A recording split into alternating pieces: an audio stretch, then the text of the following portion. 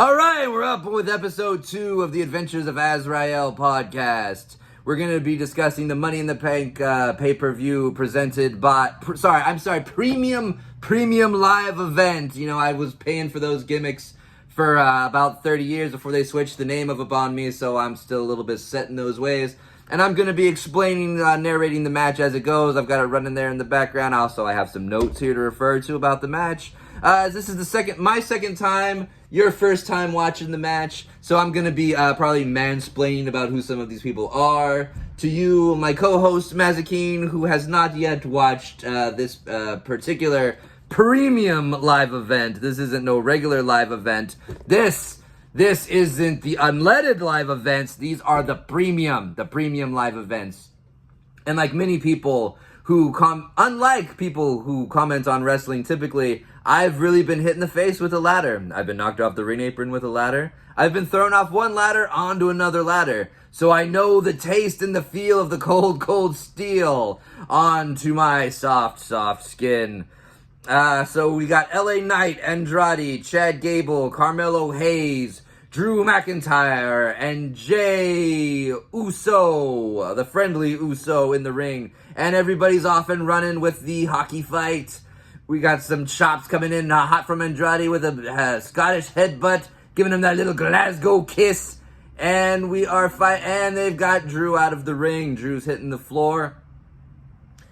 We've got the Money in the Bank is the condensed version of what they used to do with the King of the Ring. And the King of the Ring, they used to spend several months getting one guy over. We're going to do that in one single solid spectacular car crash of a match. And LA Knight is strong as hell. Now, he's done that to me once. He came into the Mach 1 training program and ran into yours truly at about 150 pounds and threw me into the stratosphere, much as he did to poor Andrade there a second ago. And now this is one part that I was disappointed with. We got LA Knight squared off with Jey Uso, and I thought this would have been a wonderful time to get a yeah versus the yeet punch exchange, but the two faces are reluctant to do mean-spirited things to each other, so they're out on the floor on the two villainous heels. Get wrecked Carmelo, and then get wrecked Chad Gable on the other side. Shame on you for trying to get the ladders into the match so early. Drew McIntyre throwing Andrade around like a small child, giving him the punishment that his abuela used to give to him with the chancla back in the day. Here we go again. Jey Uso and LA Knight squaring off. Yeet! And they're both down. Drew McIntyre doesn't tolerate any foolishness from anybody. Drew McIntyre cleaning house with the ladder. Boom! Nice backflip bump by Carmelo Hayes, one of the more athletic young men in the match. It struck me that they have replaced Ricochet in these deals with Carmelo Hayes. There's always somebody younger and prettier out there. Not for you. Don't you worry. There's nobody younger for you. Don't you worry. But Ricochet was replaced by Carmelo Hayes. He takes a lot of the same bumps in the match, the springboards, the whole 9 yards, much the same. Chad Gable and Drew McIntyre climbing. Now, of people who are likely to win this match, you could look at it. I would say Chad Gable, and this is the one I like. Andrade goes with the leg drop, and boom, crack. Yeah, and he's pissed off. He had a ladder on the ground next to the other ladder, springboard leg drop spot, cracks the left side, in his arm, and he's all fucked up now. He regrets that decision. I understand being pissed off and frustrated about that. You want to hit the ladder when you're doing the big bumps, not on some kind of ancillary side thing, semi mistake. He's trying to hit the springboard leg drop, clips his elbow on the left side of his leg, but he's back up, powering through it. Now he's beating the living shit out of everybody with the ladder, getting his shine on, getting his time in the sun. Very important in these multi-man matches. They only have about 2 guys up at any given time, which is my criticism of this match type. There's 4 guys laying on the floor dead from stuff that they wouldn't normally be laying on the floor dead from, but they've got to be out of the match. Boom! Carmelo Hayes hit the springboard clothesline, like I'm saying, much like Ricochet would do in this situation. Hit the big athletic spot, and you look around the match, and you figure, which one of us is taking the power bomb onto the ladder bridge spot that they do in many of the Money in the Banks. And it ain't going to be me. And it's going to be Carmelo Hayes later on. Now, this is incredible. Two of the best athletes in WWE in the world. You have Carmelo Hayes and Andrade. They've got a ladder set up. And the other guys are dead on the floor. I'm beginning to worry about the health and safety of everyone laying still. And boom! Hit the variation of the Spanish Fly, driving Carmelo Hayes' body into this cold steel. But also, as I watch this match, it strikes me that Andrade is not the smartest man in the match. Andrade a couple of times. He clipped his shoulder. Yep, that's what gave him the welt. He's got the welt on his Instagram from where he hit himself on the ladder earlier. So that happened to him, and then he manages to backflip very impressively, but also breaking his own ribs on the ladder. And it's exit stage left for Carmelo and Andrade. They're going to be out of it for quite a while. You got to do your thing. Now you're going to lay down and watch us do ours. And we're setting up, for the third time. We got the Yeet versus the Drew McIntyre. Jay had probably the best entrance coming in of everybody. The people are behind him. He made mention of the Fireflies being his, which he then had to recant because he don't want no smoke. He don't want no smoke with the Wyatt Six. And, in all honesty, I don't want the devil worshippers following me around either. Boom! And a nice Samoan drop with the Samoan heritage on the Scottish gentleman. Oh! The big spear. Now, this is the part that fucking drives me nuts. You got, most of the guys are dead on the floor from stuff that they wouldn't normally be dead on the floor from. And you gotta explain why. Now, one time in one of these Money in the Bank situations, I want to run it with a little different format. Give me like a 6-man tornado tag, basically. Got faces teaming with each other. Guys making alliances with each other. Do that before you get to the ladders. Then use the ladders. Then do the elimination bump where each guy then gets to lay on the floor. More towards the 2/3 mark than you would be doing here, where off the bat, they have to lay on the floor dead, then come back in, be alive, then lay back on the floor dead, because you don't want to take any of the shine off of the guys that are in the ring with nobody watching you laying dead on the floor. And Chad Gable, what I like about the spot that he's doing here, Chad Gable hitting people with the German suplexes. He's taken over as the main purveyor of the Germanic suplex in the organization. And he's hitting a different variation on every guy according to the level of athleticism and the size of the guy that he's grabbing. When he's got Drew McIntyre, it's a slow deadlift. He's got to haul up the nearly 300-pound man. When he's got Carmelo Hayes, he can roll through and slam dunk the smaller fella. He even goes ahead, completes, the variations. He gives a German suplex to the ladder onto Andrade, and in a real nice spot. Good for him. Again, whenever you see Andrade, I am struck by how not clever the man is. Breaking his own ribs earlier, clipping himself on the elbow on the side of the ladder. And you look at people who are most likely to win the match, I would put Andrade probably in 6th place on this one. But he is in the match. Now, what I would have maybe suggested is, and I'll talk about it later, I would have taken Braun Breaker out of the match with Sami Zayn, and I probably would have put Andrade into that position given what happens throughout the match. I would present that Braun Breaker more likely to be somebody that you would have win the Money in the Bank and be who you're going to elevate out of the upper to mid card. Dragon Screw Leg Whip on LA Knight. Psychologically, you're making it harder for at least one of the guys to climb the ladder. And the part that just drives me fucking nuts is that they're all laying dead on the floor, taking a nap. Nobody's looking at us. We're the dead bodies in this play, while there's 2 guys in the ring doing their thing. I think you have a much more chaotic, much more energetic presentation if you have the other 4 guys having some kind of fight, even out on the floor. You can have the cameras. They have more than one camera. These people are rich. You can, whenever somebody's down, like right now, LA Knight and Chad Gable are selling down in the middle of the ring after a very nice neckbreaker spot. That's fine. But in these type of matches where you have 6 guys, I'd be looking for no downtime. Big spot, another 2 guys, big spot, another 2 guys, big spot. There's 4 guys now out of frame, laying around. I'm pretty sure I saw Andrade rolling around on the floor like he was trying to put himself out, like he was on fire. These kind of matches are a pain in the fucking ass because you have stuff going on. I would say usually you have stuff going on everywhere, but in this year's iteration, not the case. Not the case. The killer part is that there's 4 guys laying down dead from the fairly minor stuff that had happened earlier. I say take, like I said, don't be out until you take that elimination bump. Now, LA Knight's got the ladder bridge set up, and you're not going to really do that to Carmelo Hayes. He could. Looked like he was going to powerbomb Carmelo out to the floor. No, code breaker. I know what happens next. I remember. LA Knight takes the belly-to-belly onto that ladder bridge eventually, and that's what I would call your elimination bump. Take the big thing, and then you're out. I mean, get the fuck up and like, struggle with somebody on the outside. Throw some hands. Wander around up the aisle if you need to. You could be doing some kind of something instead of laying down dead on the floor from the whatever happened to Andrade to get him out. Not the big ladder bump, that's for sure.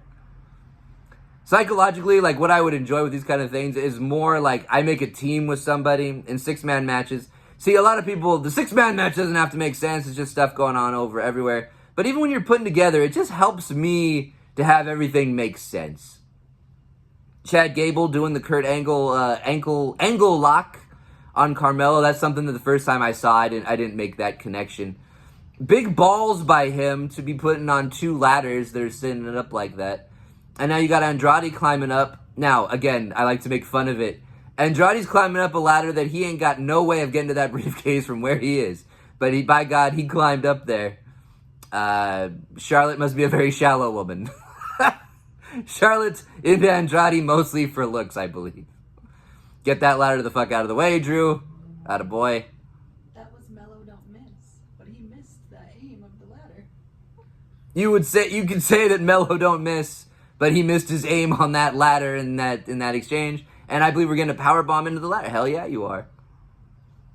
Now, I like the ladders. I love the ladders that they use in WWE. They have it's an actual base.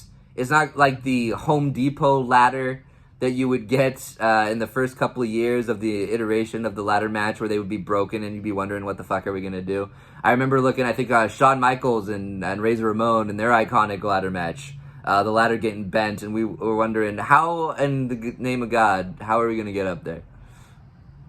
Boom. Super kick. LA Knight with whatever he calls the skull-crushing finale. I forget, I'm sorry. Boom. Big splash. Okay, and we got some 2-on-1. The 2 faces. The faces are very squeamish in this one about touching each other, because I guess they both believe in the pursuit of truth and justice in the American way. But they making a team to get rid of Drew McIntyre. But only one of us can win, brother. And it ain't gonna be you. Let me talk to you. Yeah. Yeet. Yeah. Yeet. Yeah. It's just fun to say. It's just fun to do. We're getting it in now. Thank God. Yeet. Yeah. Yeet. Yeah. Yeet. And if the crowd wasn't doing this, shame on you. Yeet. Yeah. Yeet. I hate when you have to do punches, okay, and you're at the top of the ladder, and you're mostly hoping to God that this fucking thing doesn't tip over and kill us both. Luckily, thankfully, strong bases on the WWE ladders is very professional production. Boom, the staple, I push you off and you take the top rope and land on your feet because I don't want you to die. Carmelo's a house of fire. He's got the running around, front flipping, and then I come back in. Really, I would call that the PWG style of spot. I flip over, I run back in, I hit something on the other guy. And then we see daylight for Carmelo Hayes. Will Melo miss? I'm told that he doesn't. And he's climbing up. Now, see, every wrestler in the history of time, we're basically morons. We're trying to climb up a ladder. I don't really, I don't disagree. Like, they're shaky little structures. You got a shaky ring, shaky ropes. The whole ring's vibrating. And again, I'm 15 feet up in the air, and, I got a question for you. Why do they reach when they're only, 3 rings up? I don't know why they reach. They don't know how long their arms are. You know, like I'm about halfway up the ladder, and I'm like, maybe I can get it from here. I don't know. I gotta judge that distance. I don't know how long my arms and legs are. There you go. Stupid. Andrade's almost got it. He's got a very expensive woman he's got to provide for. He better get that briefcase and come up with that money.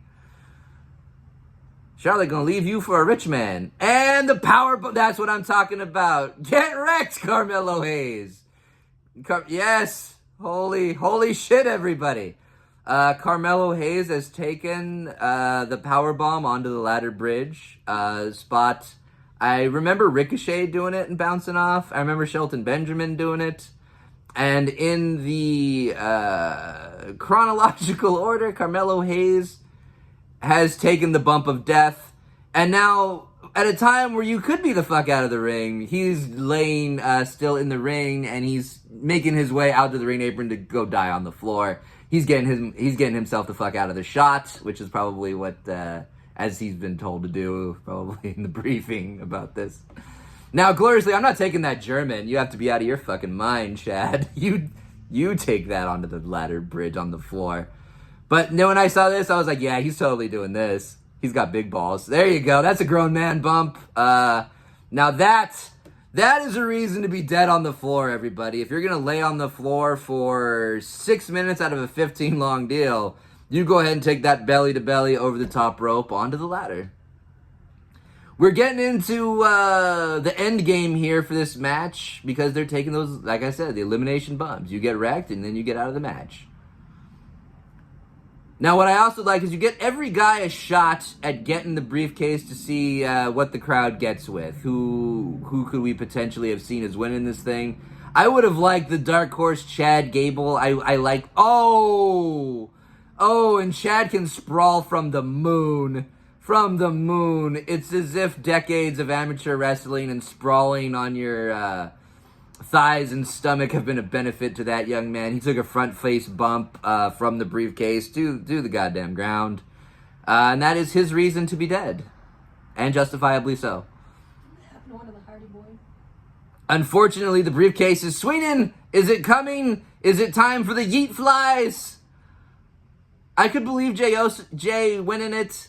Now, Drew took that ladder and threw it right in his fucking face. But I will say, of ladders getting thrown at people, he protected him fairly well on that one. I've seen Sandman and/or Sabu literally try to kill each other, throwing it at each other. That was not an unsafe variant of that. And Drew McIntyre wins the Money in the Bank briefcase. Basically, one of your guys that you already have in the upper echelon of WWE, winning the Elevation match, the Get Me Over match for the guy that's already over. Some people say that is a waste of a Money in the Bank, given what happened today. This is what I think. This is my opinion. I think Triple H hates the idea of the Money in the Bank briefcase being something that you cash in, like the 24/7 championship. Maybe great minutes think alike, because I hate that aspect of it. You wait around all year. It becomes a central theme of the show. Damian Priest had several failed cash-ins with his. You basically 24/7 championship, your main championship. I would love to have it redone, so you have to give people at least 24-hour notice. If you're like Rob Van Dam, like a grown man, told John Cena, "We're gonna fight at this day at time. Here's my briefcase. I'm going to kick your ass." That's something that I could get behind. Maybe I would, like I said, I like Chad Gable here. That would have helped him out tremendously. Oh, good Lord. Looking at the highlights of the murderous bumps towards the end to get people out of the match. To clear the board for the Scottish Psychopath to win. We'll see later, and we'll talk about later. Drew fails to cash in even this very evening, failing to win the championship and getting the Money in the Bank out of the story for basically the next 12 months until we come around to Money in the Bank again. And as I said before, that's what I believe that is what Triple H likes, and I gotta say that I agree. It's been a pay-per-view for years and years. I went back looking back as far as like 2005, I think. I think they've been doing the Money in the Bank off and on, for about 20 years. The most famous one, Seth Rollins comes in, beat Brock Lesnar to win the title. That's probably your best shocking cash-in. Various times somebody's been down, somebody takes advantage of them with the briefcase. I just think it diminishes the World Championship in overall. And just see something else.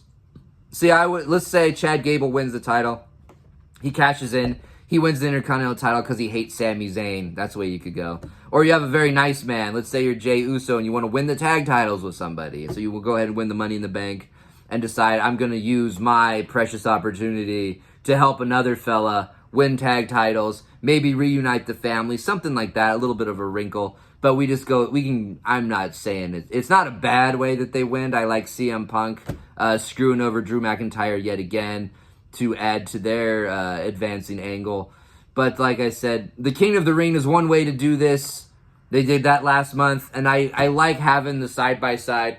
This is our tournament, advancing a guy up the card, way to go, and this is our car crash match, and in this 20 minutes, we're going to get done what this other fella we've done for several weeks. And that was the men's Money in the Bank ladder match to kick off the pay-per-view. Anybody have any any comments, various theory crafting, insults and or death threats to myself? You can go ahead and put that in the comments section, and I will read those, over a nice, fine beverage. And then, good.